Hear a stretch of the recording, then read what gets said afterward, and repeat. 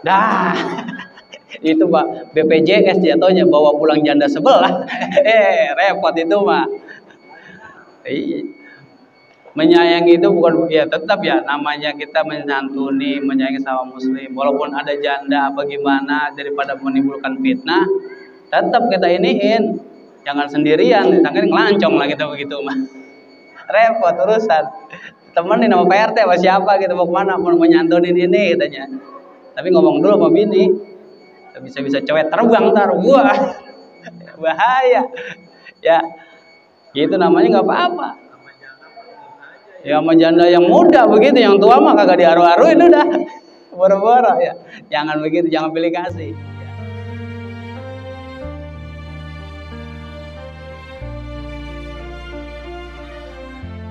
Assalamualaikum warahmatullahi wabarakatuh.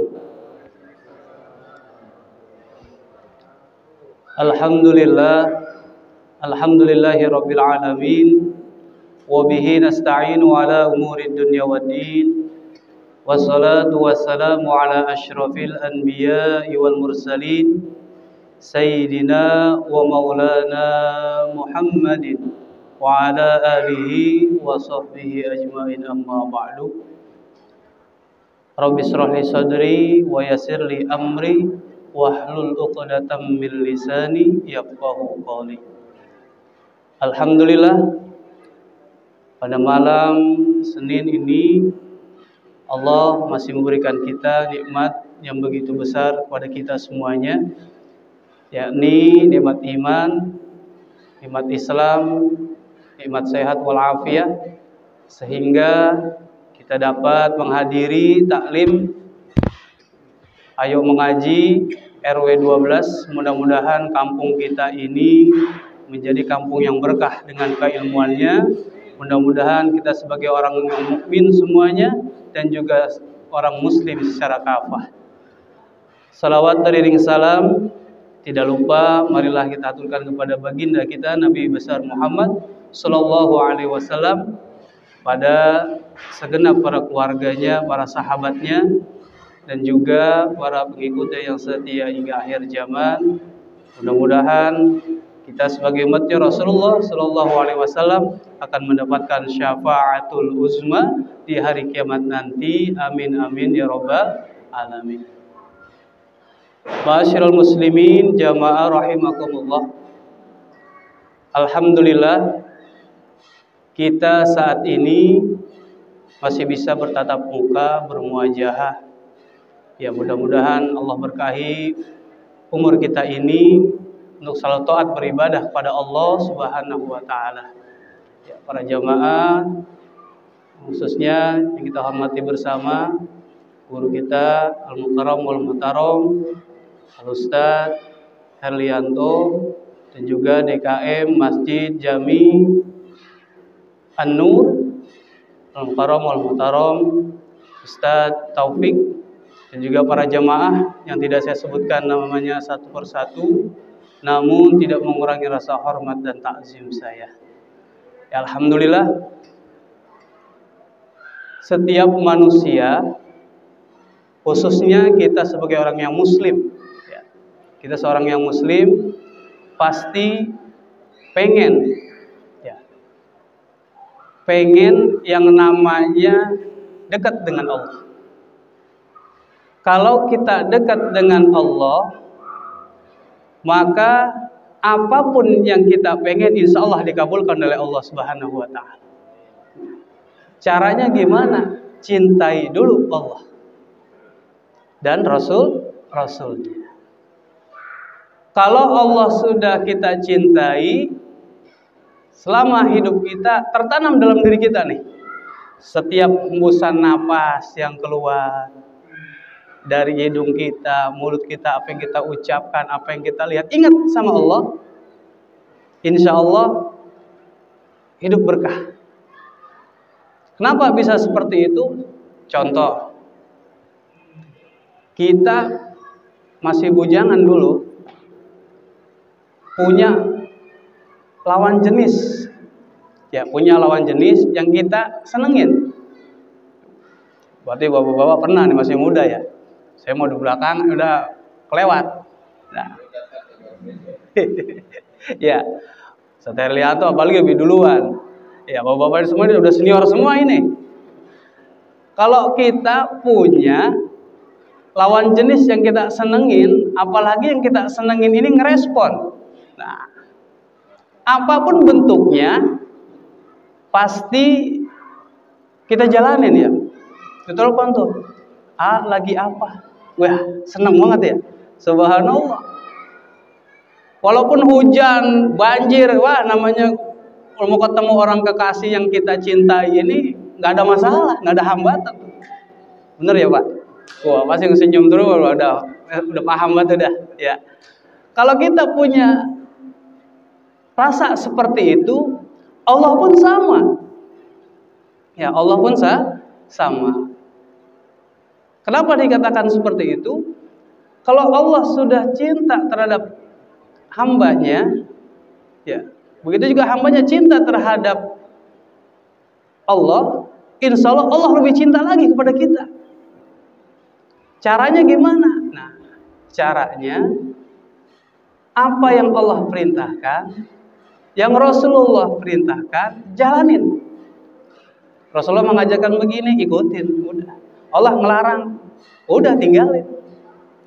Jadi apa yang dilarang oleh Allah, kita jauhi, insya Allah. Yang masuk dalam ke mulut kita, larut ke perut kita, mengalir seluruh ke badan kita, hal-hal yang baik, insya Allah hidup kita akan baik. Insya Allah. Maka kita akan menjadi orang yang dicintai oleh Allah Subhanahu wa ta'ala. Jadi bagaimana caranya? Adalah hadis sifat seorang mukmin yang sempurna.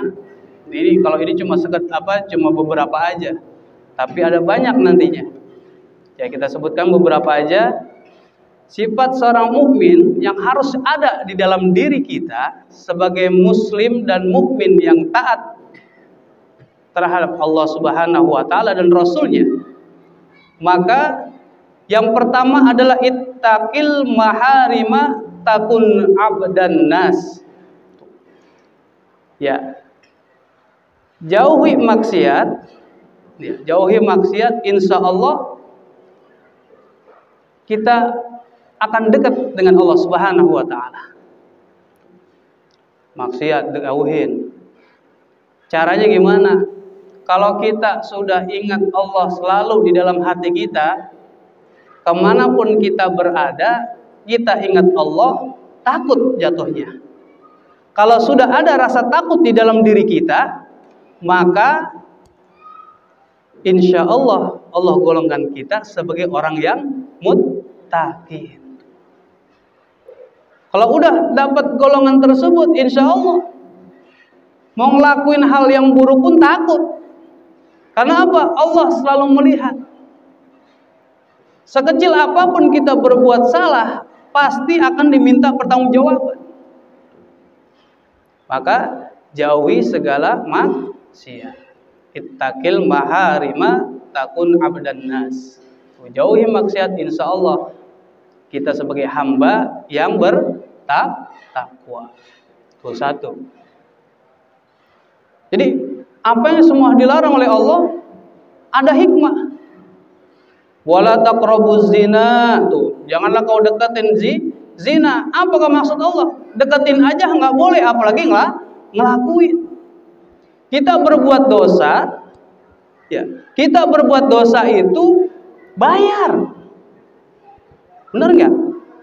Bayar. Pengen mabok, beli minuman dulu. Ya. Benar nggak? Pengen mabok, beli minuman dulu.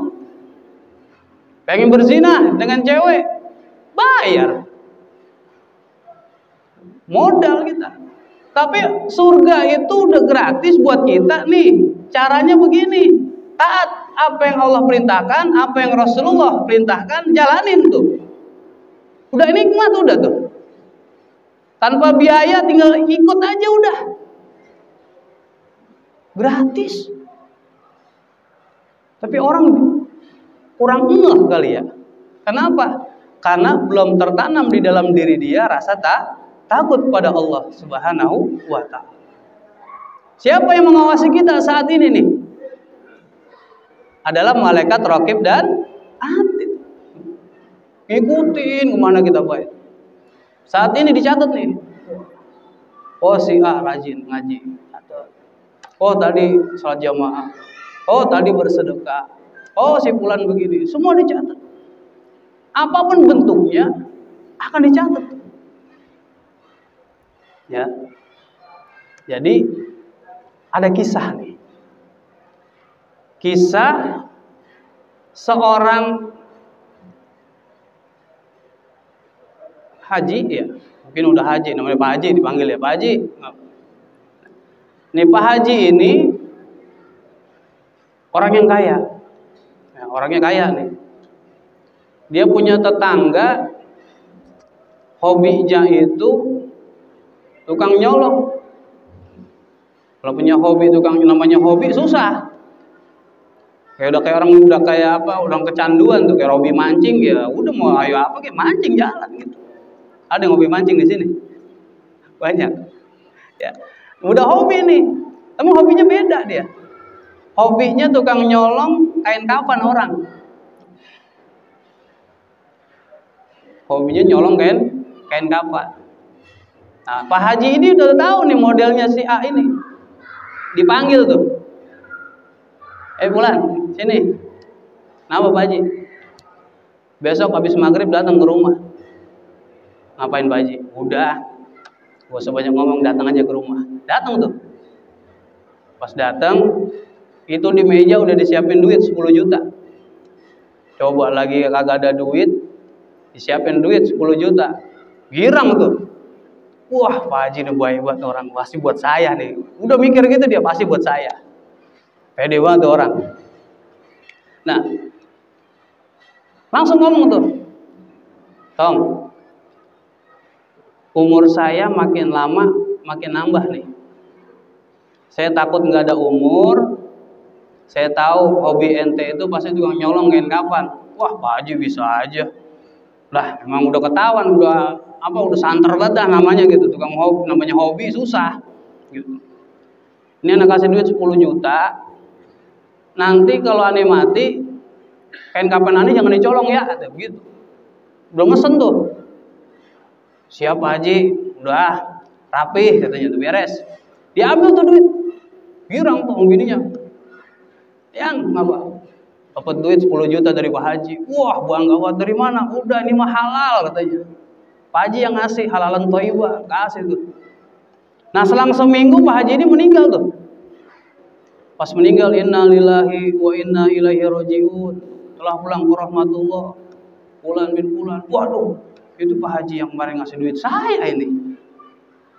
Kasih tuh. Datang, ya bener. Nah, malamnya meninggal sore, malam dikuburin. Nah, pas malam dikuburin, ya namanya udah hobi kan gini mikir dia. Duit 10 juta udah dikasih.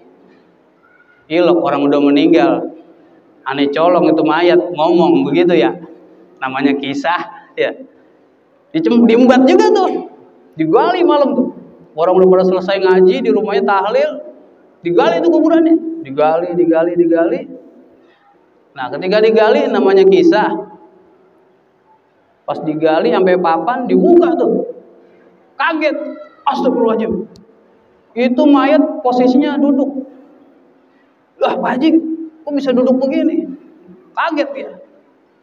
Nah, ditanya begitu, Pak Haji yang ngomong. Ente mah kebangetan katanya. Duit 10 juta udah aneh kasih. Kain kafan aneh mau dicolong juga. Tuh, bayangin. Tega udah ente mah udah paling orang paling tega udah tuh. Ketika itu dia dibuka tuh. Kain kafannya dibuka, mau diambil, itu Pak Haji itu mulutnya keluar darah. Ngalir terus darah. Bingung kan tuh. Lah kok bisa begini ya? Kenapa Pak Haji? Jadi dulu begini Tong katanya. Aneh emang rajin ibadah. Lagi maulid anak paling hobi tuh. Ketika pulang maulid habis makan nasi kebuli, itu daging kambing nyelip di gigi. Daging kambing nyelip di gigi. Pas mau minta buat ini dongkrak apa tuh namanya ya. Itu pengen minta itu nggak ada, sambil jalan pulang ke rumah ada pohonan tetangga dipotek dikit, tek diambil buat nganuin gigi, ada daging yang keselip tuh, dibuka selek gitu. Itu sebab itu aneh jadi begini diazab oleh Allah Subhanahu wa taala. Hal paling kecil coba. Allah sudah mengingatkan kita di dalam Al-Qur'an, "Famay ya'mal mithqala dzarratin khairan yara wa may ya'mal mithqala dzarratin syarran yara." Bayangin, hal terkecil aja dihisab oleh Allah Subhanahu wa taala. Maka kalau udah tahu begini, tuh jauhin dosa itu. Kita jauhin, insya Allah Allah cinta kepada kita. Nah, yang kedua, wardo bima qasamallahu takun agnan nas. Ridho dengan apa yang Allah kasih, insya Allah kita menjadi hamba yang paling kaya. Gak usah ngeluh hidup mah. Masing-masing udah ada bagian. Wah, si anu mah enak ya, kagak pernah ibadah, tapi enak-enak aja hidupnya. Sholat kagak apa kagak, tapi kaya lah saya. Sholat tiap hari 5 waktu, sholat ngaji, iya gini-gini aja hidup Ustaz. Ada yang ngeluh kayak gitu. Udah masing-masing bagian, gak usah iri. Semua makhluk yang hidup di muka bumi ini udah Allah kasih rezekinya. Ini ada di dalam surat Hud ayat 6. Bismillahirrahmanirrahim. Wa ma min dabbatin fil ardi illa 'alallahi rizquha wa ya'lamu mustaqarraha wa mustaudaha kullun fi kitabim mubin. Yang artinya tidak ada satupun hewan yang bergerak di atas bumi melainkan dijamin rizkinya oleh Allah Subhanahu wa taala. Dia mengetahui tempat kediamannya dan tempat penyimpanannya. Semua tertulis dalam kitab yang nyata, yaitu Lauhul Mahfuz. Udah nyata. Itu janji Allah. Semua makhluk yang ada, termasuk kita, semua makhluk dijamin udah rezekinya. Mau tempatnya di mana, nyimpennya di mana, udah ada. Seperti itu. Makanya jangan pernah takut miskin. Allah tidak ada membedakan mana kaya, ada miskin, tapi ada yang kaya tapi ada yang berkecukupan. Agna wa aqna. Jadi pasangannya ada seneng, ada sedih. Kalau kita begitu ya, ada kaya, ada miskin, pasti kita jawaban kita. Tapi di Al-Qur'an tidak ada. Agna wa aqna, kaya dan berkecukupan. Qanaah, udah cukup hidupnya. Ridho, oh ya Allah, saya dikasih begini, udah mau rezekinya begitu. Jangan pernah kita menyalahkan, ya Allah, gini amat hidup ya. Doa tiap hari, kita introspeksi diri, kira-kira apa yang belum dikabulkan? Semua doa dikabulkan oleh Allah, tapi kita nggak tahu Allah mengabulkan dalam bentuk apa. Kita minta selamat, kadang kita nggak tahu nih lagi jalan, aturan mau ketabrak mobil jadi selamat. Itu doa kita salah satunya dijawab oleh Allah. Ridho udah, apa yang Allah kasih seperti ini kita jalani, kita syukurin. Wa ittazana rabbukum la in syakartum la azidannakum wa la in kafartum inna azabi lasyadid. Intinya jangan kufur terhadap nikmat Allah. Dikasih banyak, bersyukur. Tidak ada Allah ngasih sedikit. Napas aja nikmat besar ini. Coba kalau napas beli sekali hidup 20.000 aja. Wah, yang kaya mah enjoy. Ya, yang pengangguran, pejabat pengangguran Jawa Barat repot urusan seperti itu. Ya.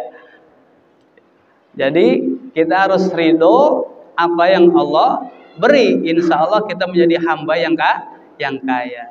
Seperti itu. Jadi kalau Allah udah ridho, insya Allah apa yang kita lakuin enak jalannya. Jadi apa kira-kira apa yang diberikan Allah, udah syukuri. Jangan pernah kita kufur terhadap nikmat Allah. Itu tadi Allah menjamin semuanya. Ini ada di Al-Quran itu ada sekitar 7 yang saya catat ini. Ya, rezeki yang tidak diduga-duga. Terkadang ini kisah nyata dulu. Ya, kisah nyata saya punya uang cuma 50.000 nih di kantong.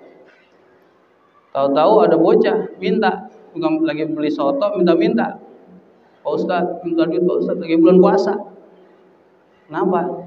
Saya belum makan, pengen buka puasa. Main rogo aja tuh kantong. Udah pede banget, kirain saya mah 2.000-an ya. Pas saya kasih nih, pegang. Agak taunya tuh duit 50.000. Justru yang 2.000 di kantong kiri. Pas saya astagfirullahaladzim, ini gimana ya? Ini nyata tuh. Pas saya tapi hati, ya udahlah, emang rezekinya dia tuh bocah. Emaknya datang, Ustadz, ini bener ngasih segini? Udah ambil, emang rezekinya ibu. Beneran? Iya. Dalam hati mah, ya Allah, mau beli soto, duit cuma 2.000. Ini nyata. Bingung sih, ya Allah, gimana nih? Ya udah, serah minta sama Allah. Datang temen, Assalamualaikum Ustadz. Waalaikumsalam. Udah, lagi beli apa? Lagi beli soto. Oh kebetulan Anda juga lagi mau beli. Udah, nggak usah bayar, Anda yang bayar. Tuh, alhamdulillah, spontan. Yang penting apa? Udah, apa yang kita kasih, jangan inget-inget udah. Emang nggak ada rasa nyesal. Udah biasa aja, udah jalan dah. Insya Allah. Allah lebih tahu. Besoknya lagi gitu, yang tinggal 50.000. Tahu, Ustaz, besok datang ke rumah saya. Apa? Acara buka bersama, nanti ngisi kultum bentaran. Alhamdulillah. Tahu, selesai balik di rumah udah ada bingkisan. Ada yang putih-putih itu biasa lihat. Alhamdulillah, nyampe 2 minggu mah. Nenteng juga, itu juga tuh. Itulah. Yang penting kita apa? Ridho. Tuh. Semua yang ada dalam diri kita, ini yang ada di badan kita, yang ada di rumah, itu kan milik Allah. Allah cuma nitipin. Kalau kata guru saya gini, kalau kita punya barang, punya harta, jangan disimpan sesuai dengan tempatnya. Kalau kita punya harta, mobil contoh, sama motor, kalau kita disimpan dalam hati, hilang, wah dongkolnya nauzubillah itu tuh. Sumpahin tuh orang, wah masih aneh, sumpahin tuh orang yang ambil motor aneh, tabrakan begini tuh keluar. Yang aturan mulut keluarnya kata-kata yang baik gara-gara itu. Jadi sumpah. Baik nggak itu? Orang. Ya. Emang ini kisah saya nyata. Nemu HP 2. Saya ambil, saya taruh di rumah, kagak ada yang nelpon. Seminggu gak ada yang nelpon, sebulan gak ada yang nelpon. Udah tuh zaman satu sama HP biasa. Saya nemu di jalanan, saya ambil taruh di rumah, saya nyalain, kagak ada yang nelpon juga. HP saya hilang 2 juga sama, modelnya itu yang harganya biasa, yang itu lebih dari itu. Saya memang dalam hati, ya Allah, ya mungkin Allah lebih sayang kali, gara-gara ini ente udah tahu begini, telepon ke orang rumah, mungkin bahasanya begitu. Ini mesti antepin aja tuh HP. Nah, itu. Jadi semua, kata guru saya, apa yang kita punya jangan simpan dalam hati, taruh di sesuai tempatnya. Mobil ditaruh di mana? Di garasi. Jam taruh di mana? Taruh di tangan. Hilang ya udah, emang belum rezeki kita. Gitu. Ya, kalau kita udah punya sifat seperti itu, insya Allah ya kita menjadi hamba yang agnan nas, insya Allah. Nah, terus wa ahsin ila jarika takun mu'minan. Maka berbuat baiklah kepada tetangga kita, maka kita menjadi orang mukmin yang baik. Kudu baik sama tetangga. Ya. Jangan sampai kita sama tetangga musuhan. Punya tetangga depan rumah, adep-adepan begini, musuh. Mukanya udah enak banget ngeliat mukanya dia tuh. Asal mau bawanya enak aja dah. Mau keluar rumah, ngeliat dia lagi, malas masuk lagi. Mau pergi ke masjid, ngeliat dia lagi, malas lagi. Ujung-ujung agak ke masjid. Ya. Kenapa? Hubungan kita kurang harmonis dengan tetangga. Makanya kalau kita sebagai muslim yang baik, tuh kata Rasul ada tuh. Sebaik-baiknya muslim itu adalah yang mana sesama muslim yang lainnya selamat dari ucapannya dan juga dari tingkah lakunya. Kita kan hidup bersosial. Di dalam kitab Tarbiyatu wa Ta'lim mengatakan al-insanu madaniyun lit-tab'i. Manusia itu adalah makhluk sosial. Wah, aneh nggak butuh orang. Aneh bisa hidup sendiri. Gak, bohong. Kalau ada orang yang punya sifat seperti itu, orang sifat egois. Kalau ada yang ngomong kayak gitu, udah anggapin aja. Aneh bisa hidup sendiri. Aneh tanpa ente hidup, aneh juga bisa. Bahasa ini mau ngambul begitu ya. Kalau udah ada orang sifat begitu, maka apa? Dah, ntar dia meninggal siapa yang ngapain? Siapa yang nyolatin, siapa yang mandiin? Ya. Tuh. Maka buang jauh-jauh tuh. Kalau kita punya sifat seperti itu, buang jauh-jauh. Kenapa? Kita makhluk sosial. Di mana tetangga kita ramah dengan kita. Karena apa? Suatu saat ada apa-apa, tetangga duluan yang paling dekat. Maka kita sebagai muslim dan muslim yang lainnya, kita kan bersaudara. Al muslimu lil muslimi kal bunyani yashudduna ba'duhum ba'du. Ya, muslim yang satu dengan muslim lainnya tuh bersatu bahu membahu tuh. Sambungnya dengan apa? Ukhuwah Islamiyah. Tuh, ikat tetangga. Nah, kita kalau ada apa-apa tolong, minta tolong, udah. Wah, tetangga saya ngeselin, udah dia ngeselin, kita ngimbangin. Jangan dia keras kepala, kita keras kepala, beradu, jedar, udah kayak lato-lato, kotak-kotak ya. Habis hidup kita. Udah, ya Allah, saya lagi diomongin gini, udah. Serahkan semua sama Allah. Doain. Ya Allah, mudah-mudahan tetangga saya hatinya terbuka. Ya Allah, mudah-mudahan tetangga saya jadi baik. Gitu, pasti. Pasti suatu saat dia akan butuh kepada kita.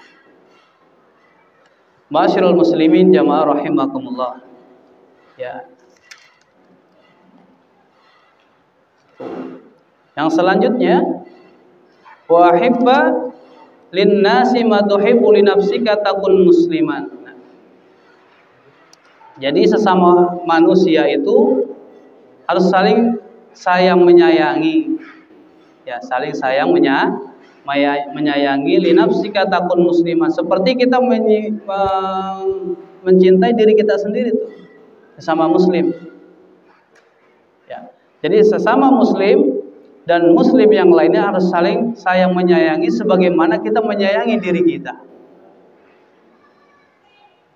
Ya, sebagaimana kita menyayangi diri kita.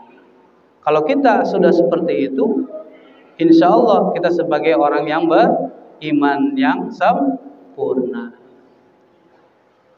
Kalau kita sayang, contoh badan kita nih, ada yang sakit satu, ya injek untung rokok, sakitnya kaki aja apa semuanya?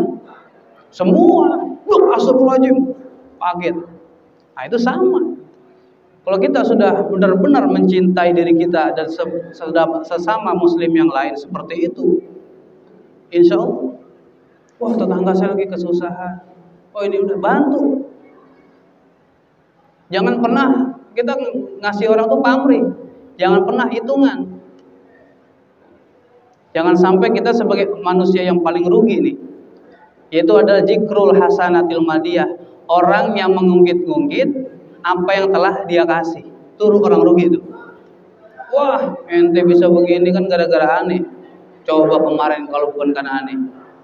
Aku bisa makan ente. Nggak terima kasih mana? Wah, saking sombong tuh. Manusia model begitu. Jangan, ya. Apa yang udah kita kasih, udah.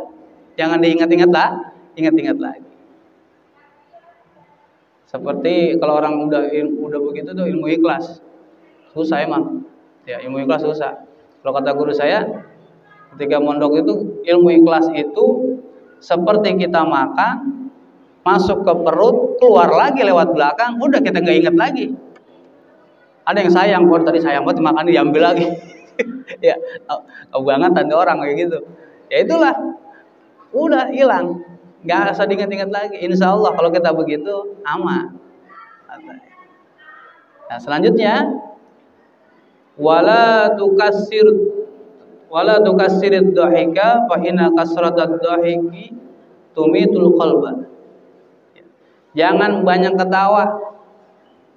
Ketawa ya kita harus boleh, tapi jangan terlalu banyak. Ya, fa inna kasratad dhahika tumitul qalba. Jadi kalau kita kebanyakan ketawa itu dapat mematikan hati kita. Tawa ya sekedar ya happy ya tetap, sampai terbahak-bahak atau wah, sampai apa lak-lakan sampai kelihatan begitu, ngakak terus sampai nangis-nangis. Itu apa? Dapat mematikan hati kita. Itu Rasul yang mengatakan, ya janganlah kau perbanyak tertawa, karena apa? Yang banyak ketawa itu dapat mematikan hati. Nah, dari kesemuanya itu, yang pertama kita menjadi muslim yang menjauhi maksiat, ridho dengan apa yang Allah kasih. Yang selanjutnya kita mempunyai hubungan baik dengan tetangga kita. Ya, terus kita sesama muslim harus mencintai, menyayangi sebagaimana kita menyayangi diri kita. Jangan banyak ketawa. Intinya carilah teman. Ya, kalau dalam sebuah peribahasa gini, sodikuka man abkaka la man adhakaka. Carilah teman yang menangisi kamu, bukan cari teman yang menertawakan kamu. Maksudnya, ketika kita punya teman, lalu kita berbuat salah, ya berbuat salah ini melanggar daripada perintah Allah, teman kita menangis. Kenapa? Saking sayangnya kita kepada dia. Jangan, itu buat dosa. Allah melarang, jangan. Tapi anda mau nyobain sedikit, jangan. Bahaya buat ente.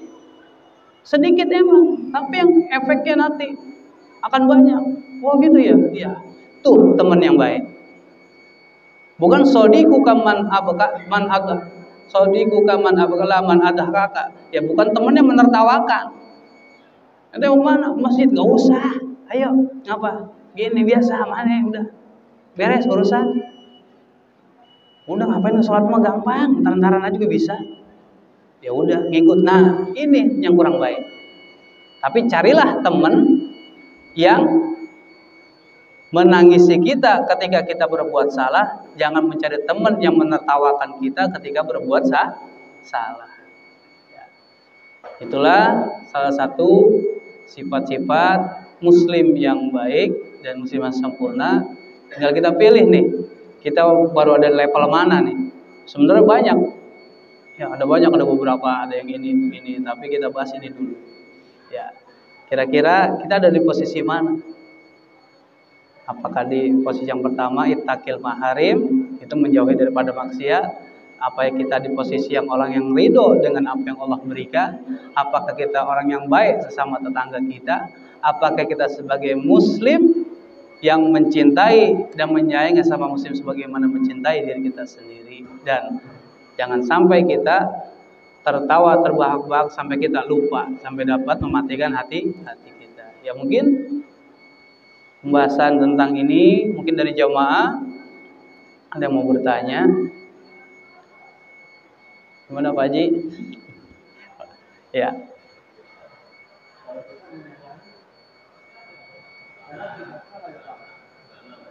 Ya. Nanya nih.